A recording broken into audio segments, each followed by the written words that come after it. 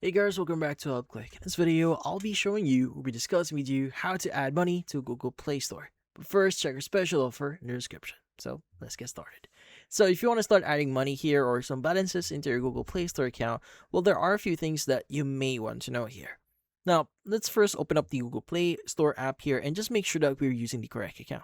Now, inside the Google Play Store app, you want to go and click on your profile icon at the top right, and you want to go and click on the switch account option here and just make sure that you're using the correct account where you want to basically add money or recharge on. But once you've done that, the next thing that you want to do is you want to go and choose the payments and subscription that you see here. So let's go and choose that one. Now from here, as you can see, there are different options. You have payment methods, purchase verification, subscription, budget history, and redeem code. Now let's go and discuss how do you add money. Now, usually the add money option here or recharging inside your Google Play Store account is done through what we call the redeem code section. So if you click on redeem code, this will ask you to enter the code or the gift card that you receive. So you want to go and just enter the code itself, or you can go and scan the gift card if you have the physical one. Now you can go and click on redeem, and once you click on redeem, you should be able to add money, or in this case, add some balance into your Google Play Store account. But then again, a card is required in order for you to basically cash in money into your account directly.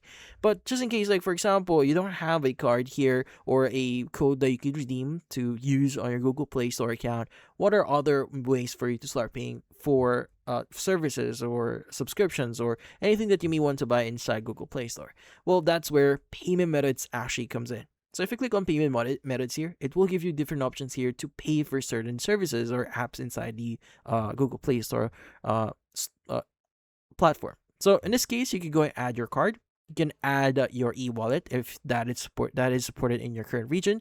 As you can see, there are a lot of options here. You can even add your card or add a debit card here, and you should be able to start using that as a payment method inside the app. So no need for any recharge.